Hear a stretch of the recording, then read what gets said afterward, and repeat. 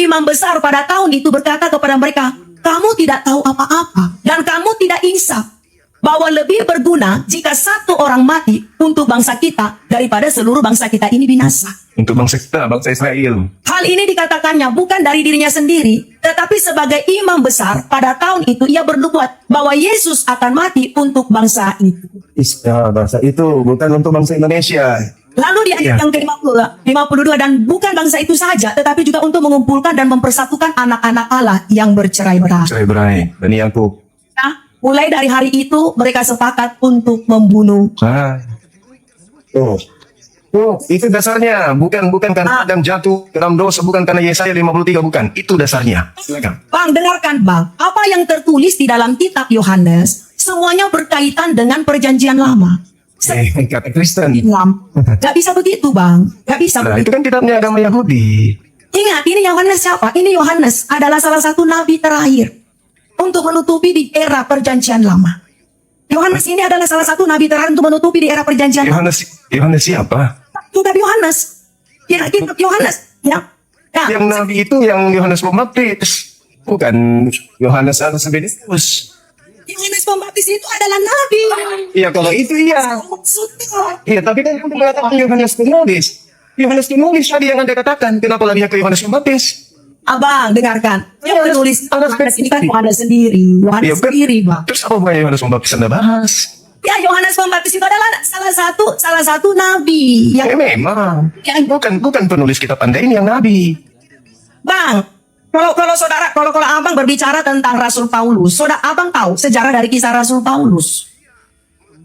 Kenapa kemana-mana kita ya? Bahasan yang tadi itu ya. Jadi saya mengajak Anda kemudian untuk membaca dan mempelajari Yohanes 11:45 tadi sampai 5:3 Anda baca. Itu menandakan bahwa mereka sudah tahu Yesus ini siapa. Yesus ini Mesias. Mereka sudah tahu. Berarti pada saat persidangan, mereka ragu apakah ini Yesus atau bukan Yesus. Yang kemungkinannya bukan Yesus, terjawab kemungkinan itu benar bahwa dia bukan Yesus setelah dia mengatakan di 69, mulai sekarang Yesus sudah duduk di sebelah kanan Tuhan yang Maha Tinggi. Bismillahirrahmanirrahim. Assalamualaikum warahmatullahi wabarakatuh. Alhamdulillahirrabbilalamin. Wassalatu wassalamu ala ashrafil anbiya'i wal mursalin Sayyidina Muhammadin wa ala alihi wa sahbihi ajma'in, amma ba'du. Sahabat beriman yang dirahmati Allah, syukur Alhamdulillah kita bertemu lagi di channel ini. Pada kesempatan yang berbahagia ini, saya mengajak kita semua untuk bersama-sama menyimak tausiah fenomenal penasaran seperti apa isi tausiah beliau. Mari kita simak bersama. Selamat mendengarkan. Ya. Oke, ini Gimana? ngomong serius ya. Kita nggak usah bercanda-canda lagi, kita ngomong serius aja dulu. Iya. Dari tadi saya serius. Silakan. Oh. Ini saya mau tanya sama Bang Zuma, Iya. apa arti konsep ketuhanan itu yang ada di Islam? Konsep ketuhanan artinya konsep di luar makhluk. Al-Quranul Karim menjelaskan dalam surah Al-Ikhlas. Konsep ketuhanan itu, Tuhan itu ahad. Tuhan itu satu. Tempat segala sesuatunya bergantung. Tempat semua makhluk berharap. Itu. Tidak ada yang serupa dengannya. Tidak ada yang setara dengannya. Itu konsep Tuhan. Karena Tuhan itu mustahil punya kelemahan. Karena alam semesta ini alam yang begitu sempurna, alam yang begitu apik, sehingga dibutuhkan pencipta yang begitu sempurna. Gak bisa tidak. Seperti ketika kita melihat komputer, komputer itu pasti dibuat oleh orang yang sempurna otaknya, ilmunya. Maka kalau komputer saja dibutuhkan makhluk yang menciptakannya, yang membuatnya sempurna, maka sudah pasti pencipta makhluk itu jauh lebih maha sempurna. Maka Tuhan itu adalah tataran pencipta yang mengadakan segala sesuatu yang ada di bumi. Maka dia wajib sempurna, tidak memiliki kelemahan, tidak punya titik noda sedikit pun. Sudah pasti bukan makhluk. Karena kalau makhluk pasti punya keterbatasan. Sehebat apapun itu. Itulah Tuhan. Qul huwallahu ahad. Dialah Allah yang Maha Esa. Allahus Samad, tempat meminta segala sesuatu. Lam yalid walam yulad, yang tidak bersilsilah. tidak berketurunan, tidak punya asal, tidak beranak, tidak pula diperanakkan. Walam yakul lahu kufuwan ahad, dan tidak ada sesuatu apapun baik di langit maupun di bumi atau di antara keduanya yang setara dengan Dia. Itulah Tuhan. Oke. Gini ya. Di agama kami, Yesus itu adalah Tuhan. Tapi di agama kalian, Yesus itu adalah Nabi gitu kan. Sedangkan itu di Al-Quran kalian sendiri menyebut nama Maria dan Isa itu beberapa kali loh di ayatnya. Kenapa itu? Coba dijelaskan gitu. Iya, baik. Kenapa Nabi Muhammad jarang disebut namanya dibandingkan Nabi Isa? Karena itu tadi, kedatangan Al-Quran sebagai jalan keselamatan. Kenapa Nabi Isa banyak disebutkan? Karena ajaran Nabi Isa dipelesetkan oleh orang-orang terdahulu. Sampai hari ini. Nah, ini sederhananya adalah ketika kemudian Al-Quran itu karangan Nabi Muhammad, maka tentu pengarang akan mengorbitkan dirinya. Ngapain dia mengorbitkan orang lain? Mending dia orbitkan ayahnya, ibunya, pamannya, keluarganya, keturunannya, dirinya. Seperti Paulus mengorbitkan dirinya. Dari Paulus, dari Rasul Paulus, dari Rasul Paulus, dari Rasul Paulus. Mending dia orbitkan kalau memang karangan. Tapi karena Al-Quran itu bukan untuk Nabi Muhammad seorang, tapi Al-Quran itu sebagai hudan, petunjuk, sirat bagi seluruh umat manusia menuju kepada keselamatan. Maka Al-Quran itu harus netral, menyebut sesuai yang hak, menyebut sesuai yang batil, yang salah disebut, yang benar disebutkan. Tak ada tendensi kemudian nepotisme dan seterusnya. Rasulullah menyebut Nabi Isa jauh lebih banyak daripada namanya sendiri. Kenapa? Nabi Muhammad hanya diutus sebagai pemberi peringatan. Dan tidak ada satu manusia pun di atas muka bumi ini yang mempertuhankan dirinya. Dan tak akan pernah sampai kiamat. Jadi yang harus sering dibahas ini adalah Nabi yang diutus, yang justru dianggap menjadi Tuhan, yang mencelakakan banyak manusia. Miliaran manusia akan masuk ke dalam neraka, direbus dalam api yang mendidih dikarenakan Nabi Isa. Disalah artikan ajarannya, dipelesetkan ajarannya. Allah mengatakan dalam Al-Quran, wa makaru wa makarallah wallahu khairul makirin. Ahli Torah, ahli kitab, orang Yahudi, orang Nasara menyelewengkan kemudian ajaran Nabi Isa. Mereka membuat tipu daya, mereka buat tipu muslihat, mereka ingkar terhadap Nabi Isa. Bahkan keingkarannya tidak berujung kepada kematian, tetapi berujung kepada dibuatnya sebuah sekte baru di luar Yahudi, disebut Kristen atau Kristianos. Ini yang terjadi. Maka Nabi Isa itu harus diluruskan ajarannya. Coba lihat di dalam Yohanes 16 nomor 14. Ketika ia datang, yaitu roh kebenaran, dia yang akan mengajarkan kepadamu. Dia akan memuliakan aku. Tidak menghinakan, memuliakan. Makanya dalam Islam, Nabi Isa yang kalian sebut Yesus itu makhluk suci. Dia diselamatkan, tidak tersentuh, tidak diludahi, tidak ditampar, tidak ditelanjangi, tidak digantung, apalagi dibunuh. Beliau adalah makhluk terindah, makhluk yang suci, di dunia terkemuka, di akhirat terkemuka. Makanya kami nggak terima kalau Yesus kami, Nabi kami, Rasul kami, utusan Tuhan kami disebut terkutuk untuk dosa-dosa orang Roma. Masakan Nabi kami yang kutuk untuk dosa-dosa orang Romawi penyembah pagan? Mustahil itu terjadi. Maka Islam datang sebagai pembawa peringatan dan kabar gembira kepada orang-orang kafir.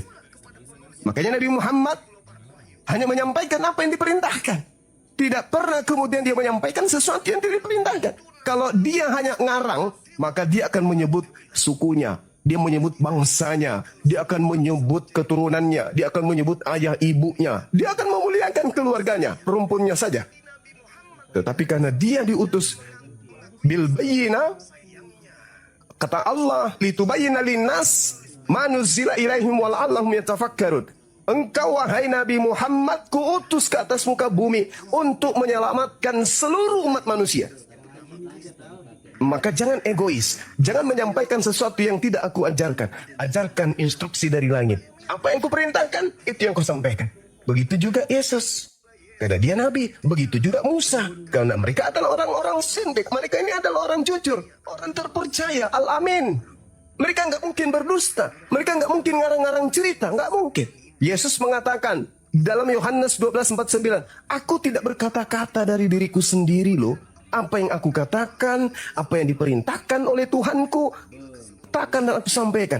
Aku diperintahkan menyampaikan, aku ini utusan, aku sampaikan. Aku diperintahkan mengajarkan supaya mereka orang Israel menyembah hanya kepada Dia yang ada di langit. Aku sampaikan. Aku tidak berkata yang lain.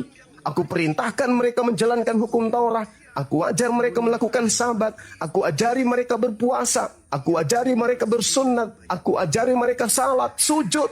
Itu yang aku diperintahkan. Yohanes 14:24. Firman yang kau dengar dari mulutku itu bukan dari aku, tapi dari Dia yang telah mengutus aku. Di dalam Al-Quran pun dikatakan hal yang sama.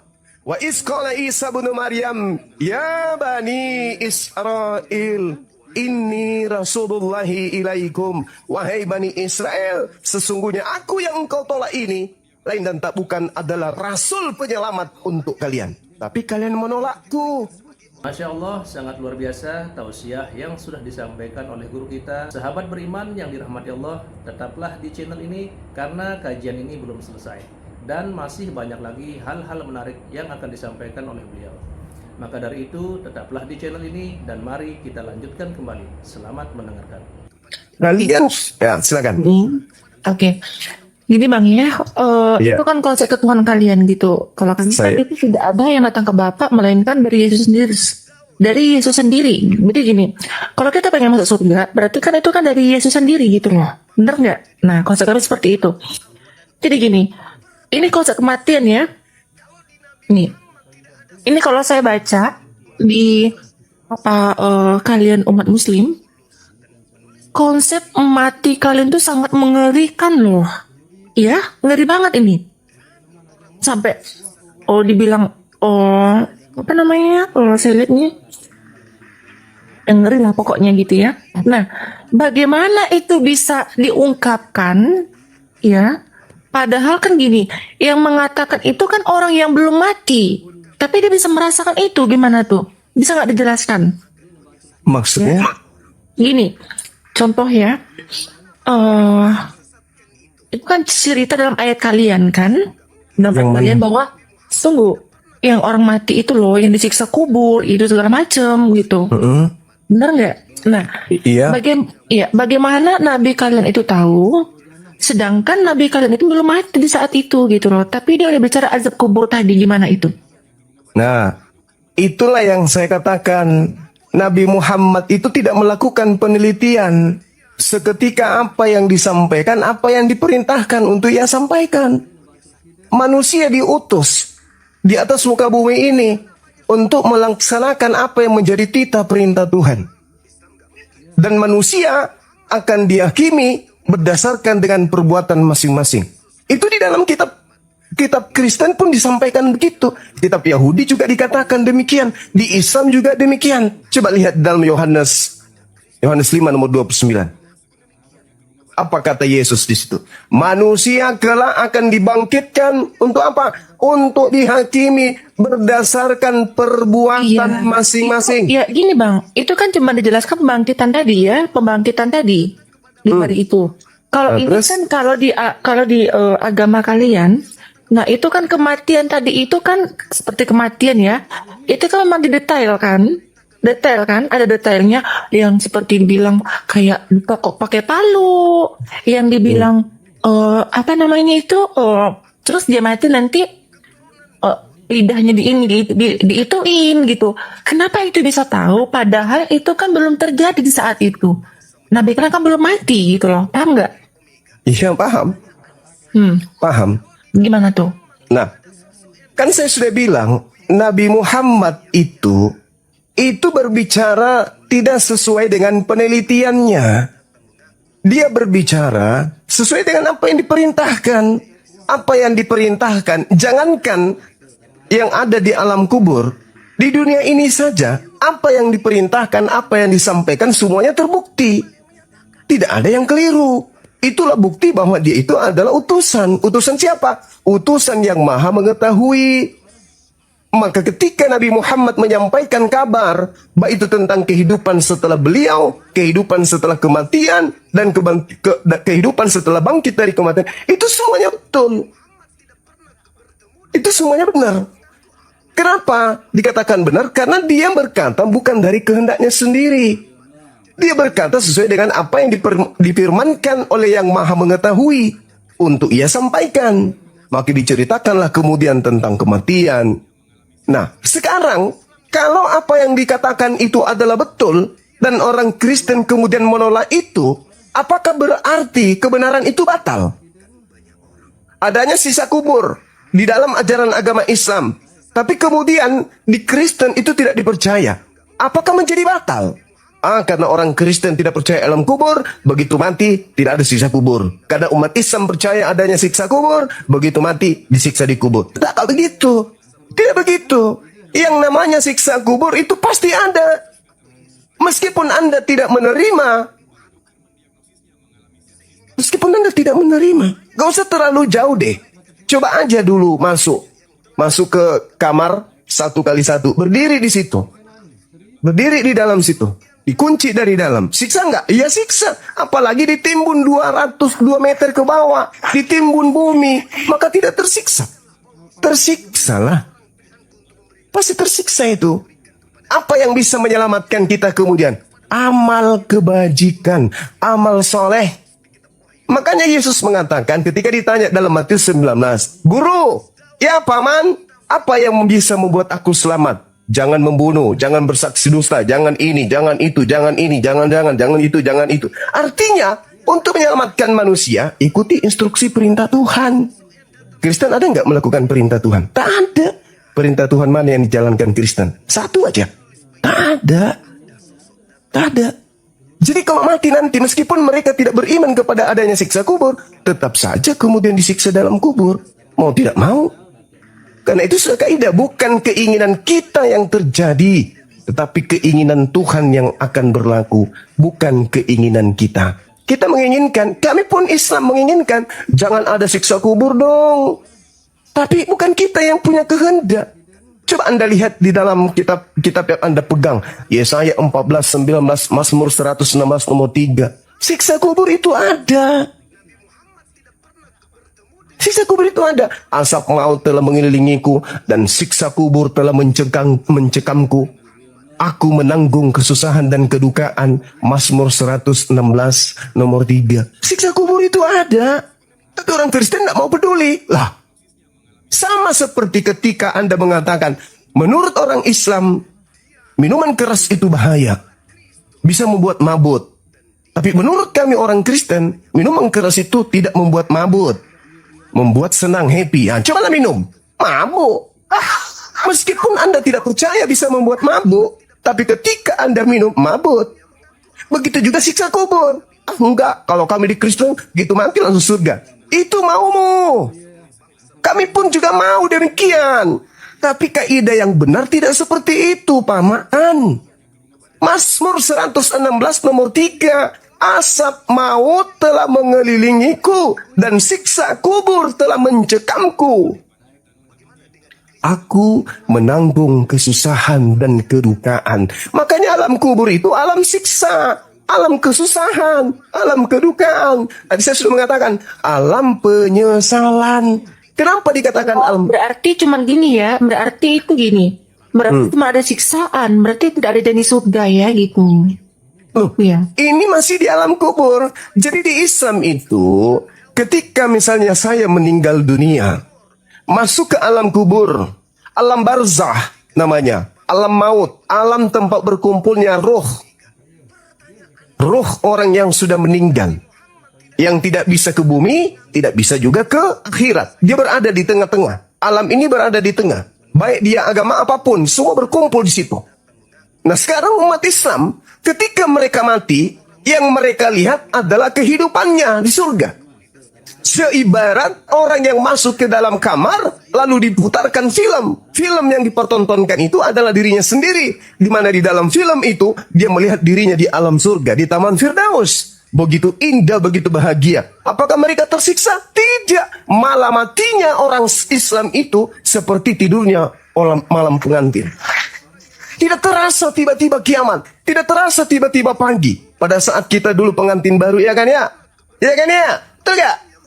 Tiba-tiba aja azan. Allahu Akbar, Allahu Akbar. Mandi. Tapi kalau orang yang mati kafir, dipertontonkan kemudian di mana dia akan pergi, yaitu di neraka. Siksa. Cobalah masuk ke kamar, kunci dari dalam, putar film horor. Apakah umatnya Rasul kalian itu yang terakhir masuk surga? Kata siapa? Kata siapa? Umatnya Nabi Muhammad yang pertama masuk surga. Tidak ada umat masuk surga sebelum umatnya Nabi Muhammad. Yang terakhirlah yang pertama masuk ke surga, yaitu baginda Rasulullah Muhammad sallallahu alaihi wasallam. Nah, sedangkan Kristen mau kemana? Dihalang oleh Yesus yang asli. Matius 7 nomor 22, nomor 23. Dihalang. Sedangkan di Islam apa? Innalladzina amanu. Innalladzina amanu. Apa? Sesungguhnya manusia yang berkata, Innallaha, sesungguhnya Allah itu adalah Tuhanku, maka dia akan dimasukkan ke dalam surga. Gimana ayatnya itu, Dinda? Surah Al-Baqarah, Al-Anfal, ayat 38 ya. Itu jelas itu diterangkan seperti itu. Barang siapa yang berkata Allah adalah Tuhanku, dan dia teguh memegang perkataannya, maka dia akan dimasukkan ke dalam surga. Al-Quran, surah Ar-Ra'd, ayat 23. Surah juga ada, Bang. Al-Baqarah juga ada, Masya Allah. Itu jelas itu. Surah Al-Mu'minun, kada aflahal mu'minun. Beruntunglah orang-orang Islam yang mukmin, yang salat, yang zakat, yang tidak berzina, yang tidak berdusta. Mereka lah. Iya, iya. Oke, ini Gimana? ngomong serius ya. Kita nggak usah bercanda-canda lagi. Kita ngomong serius aja dulu. Iya, iya. Dari tadi saya serius. Silakan. Alhamdulillahirrabbilalamin. Demikianlah kajian penuh ilmu, hikmah, dan manfaat yang sudah kita dengarkan bersama dari guru kita, sahabat beriman yang dimuliakan Allah. Mari kita doakan guru kita, semoga beliau diampuni segala dosa-dosanya. Doa dan harapan saya, semoga sahabat semua selalu diberikan kesehatan, dimudahkan segala urusannya, dan dilancarkan rezekinya. Amin ya rabbal alamin. Demikian yang dapat saya bagikan, kurang lebihnya mohon maaf. Sampai bertemu lagi di kajian-kajian berikutnya. Wabillahi taufiq wal hidayah, waridha wal inayah. Wassalamualaikum warahmatullahi wabarakatuh. Setelah kita mendengarkan bersama tausiah yang sangat luar biasa dari guru kita, semoga apa yang sudah disampaikan oleh guru kita menjadi ilmu yang bermanfaat dalam kehidupan kita sehari-hari. Amin ya rabbal alamin. Selamat beraktivitas buat sahabat semua dan sukses selalu. Sampai bertemu lagi di kajian berikutnya. Wabillahi taufiq wal hidayah, waridha wal inayah. Wassalamualaikum warahmatullahi wabarakatuh.